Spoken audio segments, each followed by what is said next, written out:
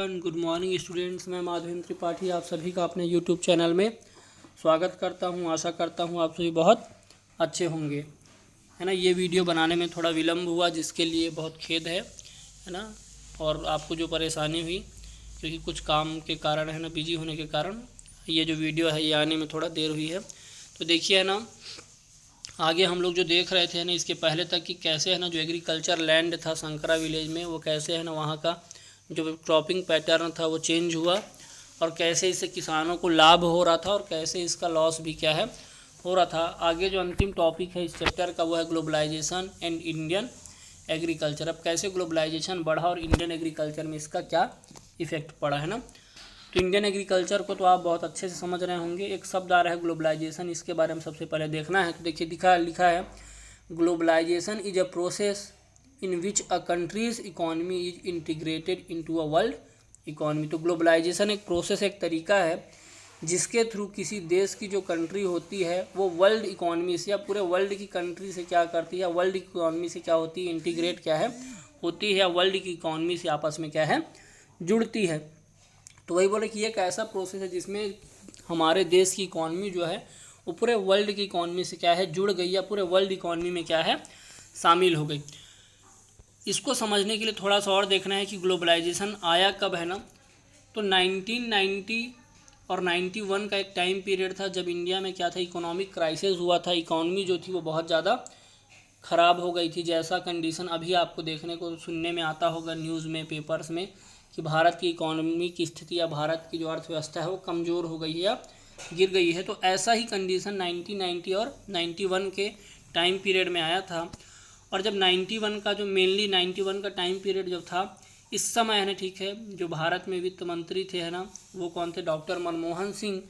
उन्होंने एक नया मॉडल लेकर के आए थे जिसका नाम था LPG मॉडल, है ना। तो लिक्विड पेट्रोलियम गैस मॉडल, है ना। ऐसा आप लोग सोच रहे होंगे, लेकिन ऐसा बिल्कुल नहीं है ना। तो ये एक मॉडल उन्होंने लाया था, LPG मॉडल। तो L का मतलब है लिबरलाइजेशन, P का मतलब है प्राइवेटाइजेशन, और G का मतलब है ग्लोबलाइजेशन, है ना। तो ये तीन उन्होंने, है ना, कह लीजिए एक नया फार्मूला लाया, तीन, है ना, नया तरीके का, है ना, सोच लाया कि कैसे इकॉनमी को ग्रो किया जाए। तो सबसे पहला जो है लिबरलाइजेशन। तो इकॉनमी को लिबरल किया गया, या भारत में जो कंपनी लगाने की जो छूटें हैं या जो शर्तें हैं, इसको क्या किया गया, बहुत कम किया गया, है ना। कि यदि आपको फैक्ट्री लगाना है तो बहुत सारे परमिशन लेने पड़ते, तो उस परमिशन को कम किया गया, तो लिबरल किया गया, है ना। उदार हुए, है ना, कि ठीक है आपको काम करना है तो एक ही ऑफिस में जाइए, वहीं से सब परमिशन आपको मिलेगी। तो इससे क्या हुआ, समय बचा। दूसरा था प्राइवेटाइजेशन। प्राइवेट लोगों को बहुत ज़्यादा क्या किया गया, प्रोत्साहित किया गया कि आप क्या करिए, वर्क क्या है करिए। जैसे अभी हमारे प्रधानमंत्री जी ने क्या बोला है, आत्मनिर्भर भारत, सेल्फ डिपेंडेंट इंडिया, है ना। तो आत्मनिर्भर बनने का मतलब ही है कि प्राइवेट लोगों को से आह्वान कर रहे हैं, लोगों से आह्वान कर रहे हैं कि लोग क्या है खुद का बिजनेस क्या है करें। तो बिजनेस कब करेंगे, जब क्या होगा, जो लॉ हैं वो क्या है थोड़े से अच्छे होंगे या लोगों के लिए ईजी होगा। तो लिबरल किए, प्राइवेट किए, और फिर थर्ड इसमें शामिल कर दिया ग्लोबलाइजेशन, वैश्वीकरण, कि इंडिया जो था इसको पूरे वर्ल्ड के लिए क्या किया गया, ओपन क्या है किया गया, कि भारत का जो सामान है वो विदेशों में भी जाकर के बिके, विदेशों का सामान भारत में आकर के बिके, विदेशी कंपनियां भारत में आकर के क्या करें, ट्रेड करें, व्यापार करें, है ना। तो यही मीनिंग होता है ग्लोबलाइजेशन का, कि किसी भी एक कंट्री के द्वारा अपनी इकॉनमी को बढ़ाने के लिए या अपने लोगों को, है ना, अच्छी सुविधा उपलब्ध कराने के लिए कंट्री को क्या कर दे, ग्लोबल क्या है कर दे, है ना, पूरे वर्ल्ड के लिए ओपन कर दे। जैसा आप सुनते होंगे अभी कि चीनी ऐप को हम क्या कर दें, अनइंस्टॉल कर दें, है ना, लेकिन हर दूसरे तीसरे आदमी के मोबाइल में आपको चीन के कंपनी का मोबाइल मिल जाएगा, है ना। तो इस ग्लोबलाइजेशन के ज़माने में किसी भी, है ना, कंट्री से इस तरीके का जो बिहेव करते हैं वो सही नहीं है। आप अपने आत्म संतुष्टि के लिए भले, है ना, डिलीट कर सकते हैं ऐप, लेकिन इस समय में, ग्लोबलाइजेशन के समय में, हर चीज़ जो है आपके आसपास है वो पूरे वर्ल्ड की ही देन है, पूरे वर्ल्ड से ही हमको क्या है मिला है। तो ग्लोबल जैसे जैसे हम हो रहे हैं तो वर्ल्ड की डिपेंडेंस क्या है एक दूसरे के ऊपर क्या हो रही है, बढ़ रही है ना। तो ये है ग्लोबलाइजेशन का मतलब। LPG मॉडल के बारे में आगे फिर से, है ना, इकोनॉमी के चैप्टर में आएगा तो और डिस्कशन करेंगे। अभी इसको यहीं पे स्टॉप करते हैं। तो देखिए, यही बता रहा है ग्लोबलाइजेशन कि अपने जो कंट्री है इसकी इकोनॉमी को क्या करना, वर्ल्ड की इकोनॉमी से क्या कर देना, जोड़ देना। The main objective of globalisation is to trade reduce trade barriers so that goods can move freely from one country to another। तो देखिए इसका जो मेन ऑब्जेक्टिव वो क्या बता रहा है, ग्लोबलाइजेशन से क्या होगा, ट्रेड बैरियर्स, जो व्यापारिक है ना रुकावटें हैं, बैरियर्स है, उसको क्या कर देना, कम कर देना, रिड्यूस कर देना। So that goods can move freely from one country to another, जिससे जो गुड्स हैं वो एक कंट्री से दूसरे कंट्री में क्या है, जा सकें। तो यदि आप चाइना के सामान को बैन करना चाहते हैं तो गवर्नमेंट जब तक क्या है बैरियर नहीं लगाएगी, ट्रेड को है ना बंद नहीं करेगी, तब तक है ना क्या है कोई भी सामान बंद नहीं होगा, है ना। यदि आपको कोई सामान सस्ता मिल रहा है तो आप सस्ते सामान को ही लेंगे। तो यदि गवर्नमेंट को है ना रोकना है तो या तो गवर्नमेंट चाइनीज़ प्रोडक्ट के ऊपर पूरा बैन लगा दे, या फिर जो उनके सामान आते हैं उसमें टैक्स को क्या कर दे, बहुत बढ़ा दे। तो जब टैक्स बढ़ेगा तो प्राइस, उसकी जो वस्तु है उसकी प्राइस ऑटोमेटिक बढ़ेगी, जिससे लोग उसको ऑटोमेटिक नहीं खरीदेंगे। तो इससे भी उसको क्या है बहुत लॉस क्या है होगा, है ना। लेकिन ऐसा करना है ना बहुत मुश्किल है। तो वही बता रहा है कि ट्रेड बैरियर को कम करते हैं ग्लोबलाइजेशन के थ्रू, जिससे जो सामान है वो एक कंट्री से दूसरे कंट्री जा सकता है। Today agriculture has became a commercial enterprises, और आज के समय में जो एग्रीकल्चर है वो एक व्यापारिक है ना इंटरप्राइजेस बन गया, या व्यापार करने का एक मेन सोर्स क्या है बन चुका है।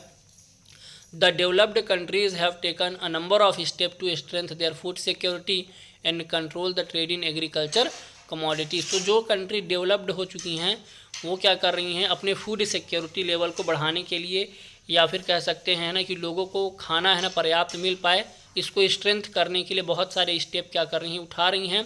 And control the trade in agriculture commodities, इसके अलावा जो एग्रीकल्चर या एग्रीकल्चर जो वस्तुएं हैं उसको भी है ना, ट्रेड को भी ये क्या करती हैं, कंट्रोल क्या है करती हैं। We will now discuss how this is बिगेन डन। तो कैसे ये इसको कंट्रोल कर रही हैं, इसके बारे में हमको डिस्कशन क्या है करना है। देखिए क्या दिया है, the developed countries heavily subsidise agriculture operations in their farmers, है ना। तो जो सबसे पहला काम डेवलप्ड कंट्रीज़ ने क्या किया कि हैवली सब्सिडाइज, बहुत अधिक मात्रा में सब्सिडी दी, छूट दी, है ना। यदि कोई एग्रीकल्चर का काम कर रहा है फार्मर तो उसको बहुत सारी छूट क्या है वहाँ की गवर्नमेंट, डेवलप्ड कंट्री की गवर्नमेंट क्या है देती है, सब्सिडी है ना देती है। फॉर एग्जाम्पल, अब एग्जाम्पल देखिए दिया है, the USA subsidise paddy and wheat cultivation by 47%। USA की जो कंट्री है वो क्या कर रही है, पैडी और वीट का यदि आप खेती करते हैं तो 47% आपको सब्सिडी क्या है मिलेगी। मतलब यदि 100 रुपये का चीज़ है ना, यदि आप 100 रुपये की चीज़ खरीद रहे हैं तो उसमें से 47 रुपये कौन देगी, सरकार देगी। तो कितने का हुआ, आपको सिर्फ 53 रुपये में ही आपने सामान क्या है वो खरीद लिया। तो इससे क्या हो रहा है, किसानों को लाभ हो रहा है ना। यदि यही 53 का सामान आप 75 में बेच दें तो यहाँ से प्रॉफिट हो रहा है। लेकिन यदि ये 100 का ही रह जाएगा और 100 में ही आप फिर इसको बेचेंगे तो आपको क्या है इसको 105 110 में बेचना पड़ेगा। तो सब्सिडी दे करके क्या है किसानों का जो कंडीशन है उसको इम्प्रूव कर रही है। तो देखिए यूएसए में 47% सब्सिडी है। द ईयू है ना, तो ईयू क्या है, यूरोपियन यूनियन है ना। यूरोप की बहुत सारी कंट्री, जो यूरोप है जो कॉन्टिनेंट है वहाँ की बहुत सारी कंट्रियों ने बन करके एक यूनियन बना लिया है, एक संगठन बनाया है जिसको यूरोपियन यूनियन बोलते हैं।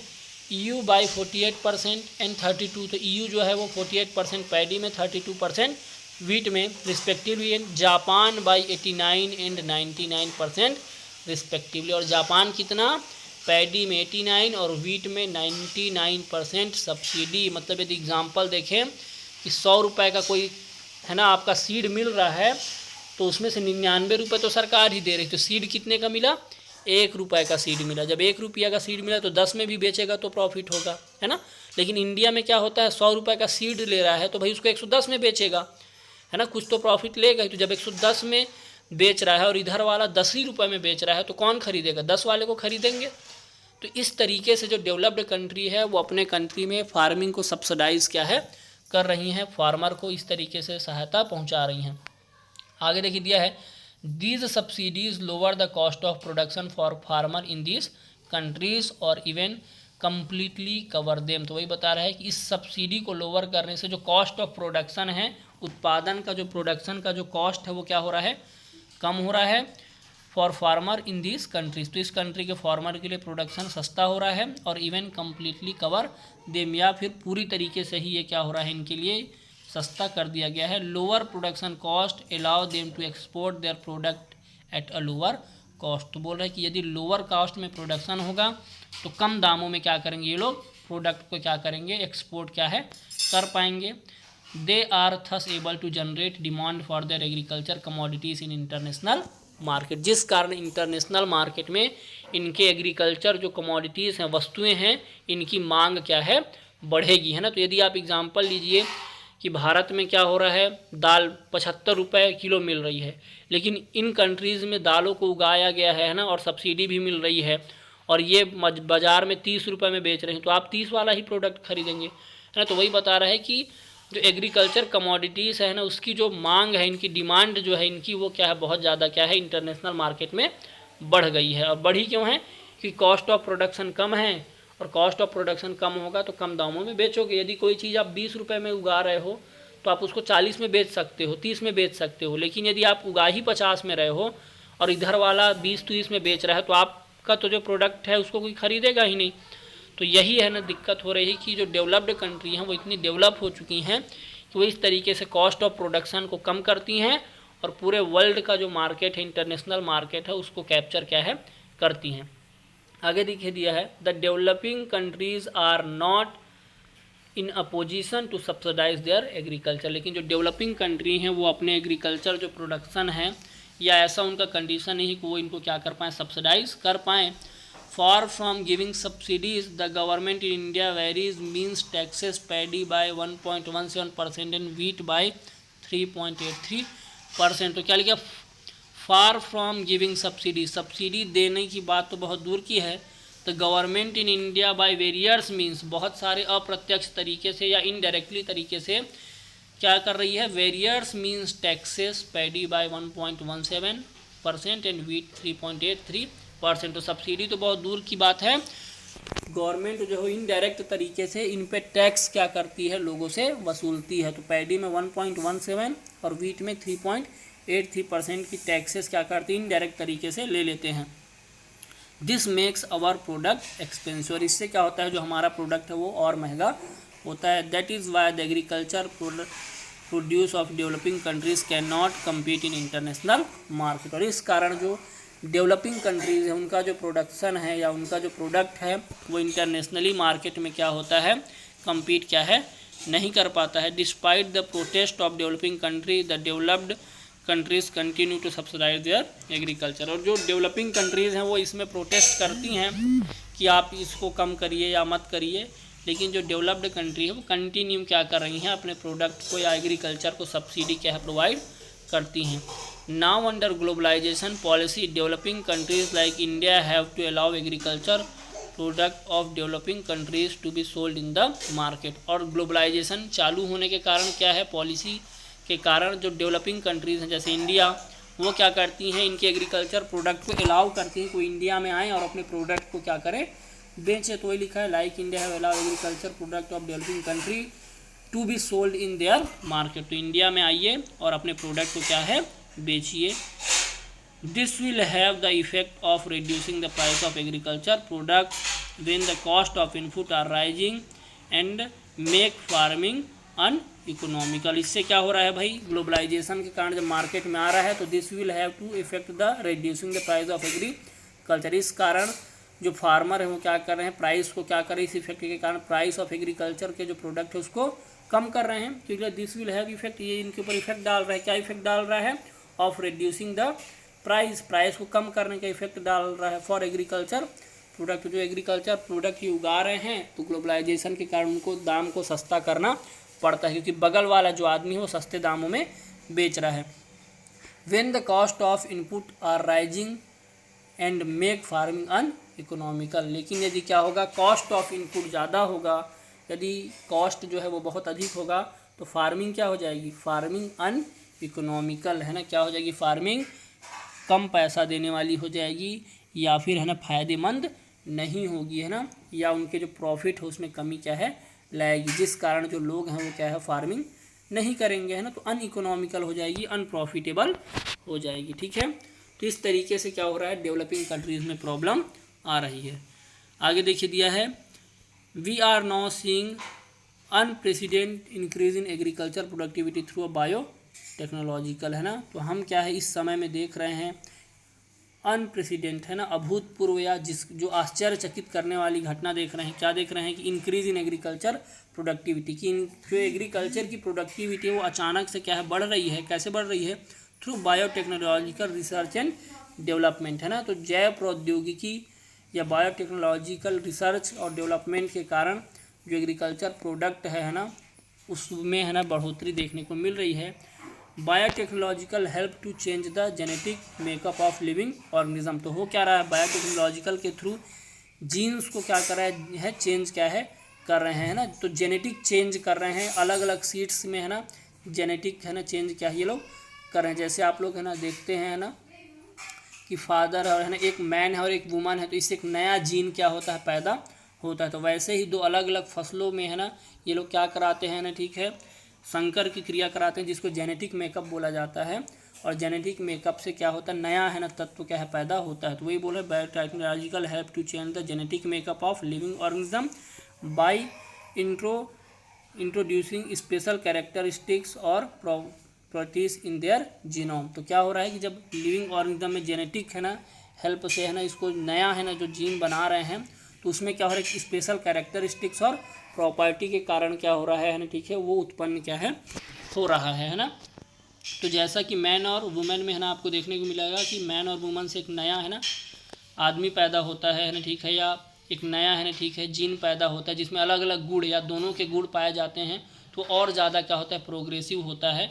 तो वैसे ही क्या होता है ना इसमें भी होता है कि दो अलग अलग है ना क्या है बीजों को क्या कराया जाता है ना, ठीक है, जेनेटिक तरीके से बायोटेक्नोलॉजिकल तरीके से क्या करते हैं रिसर्च करते हैं और डेवलप क्या है करते हैं ना, जिससे क्या उसकी स्पेशल कैरेक्टरिस्टिक्स हो, स्पेशल प्रॉपर्टी हो। आगे दिया agriculture production is seeing unrement of increasing with new strain of food grains and vegetable crops as well as new kind of fertilizer pesticides and plant nutrition. तो क्या हो रहा है कि इससे एग्रीकल्चर जो प्रोडक्शन हो रहा है वो अनरिमेंट ऑफ इंक्रीज है ना अभूतपूर्व तरीके से है ना या वही आश्चर्यचकित तरीके से क्या हो रहा है इंक्रीज देखने को मिल रहा है with new strain of food grains. तो नए तरीके के जो फूड ग्रेन्स या सीड्स आ रहे हैं, वेजिटेबल के क्रॉप्स आ रहे हैं, उससे अचानक से जो एग्रीकल्चर का प्रोडक्शन वो बढ़ रहा है। इसके अलावा फर्टिलाइजर पेस्टिसाइड्स और जो प्लांट न्यूट्रिशंस हैं इसके कारण भी क्या हो रहा है प्रोडक्टिविटी इंप्रूव हो रहा है। आगे दिया technology is no longer limited to a laboratories है ना। तो जो टेक्नोलॉजी है वो अब सिर्फ लेबॉरेटरी में ही क्या है रह करके नहीं है या लेबॉरेटरी में ही सिर्फ नहीं रहती है ना, प्रयोगशाला में ही सिर्फ नहीं रहती है, बल्कि ये बाहर टेक्नोलॉजी का भी यूज क्या है कर रहे हैं। It is now a huge commercial enterprises. अभी के समय में ग्लोबलाइजेशन के टाइम में क्या है ये कमर्शियल इंटरप्राइजेस हो गया, व्यापार इसका क्या है हो रहा है। Over $5 billion have been invested in the industry. और बायोटेक्नोलॉजिकल इंडस्ट्री में रिसर्च के लिए कितना लगभग $5 बिलियन जो पैसा है वो इन्वेस्ट इंडस्ट्री में किया गया है।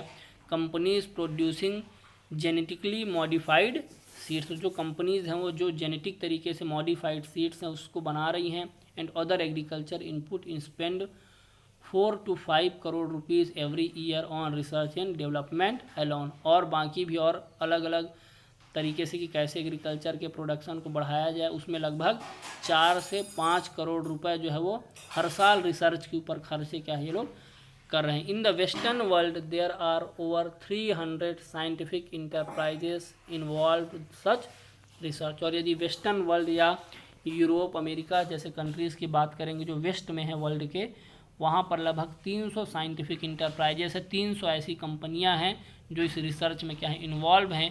Many of them have been acquired by a multinational corporation. इसमें से 300 में से कुछ ऐसी भी हैं जो मल्टी नेशनल हो चुकी है, मतलब पूरे वर्ल्ड में है ये फैल क्या है चूँकि है। नाम की देखिए दिया है सच एज एलाइड, साइनामिड, आगे दिया सैब्रॉन, ड्यूपोट, शिबा गीगी है ना। तो ये कुछ है ना अलग अलग है ना मल्टीनेशनल कंपनीज हैं जो क्या करती हैं ना, ठीक है, सीड्स बनाने का काम क्या है करती हैं।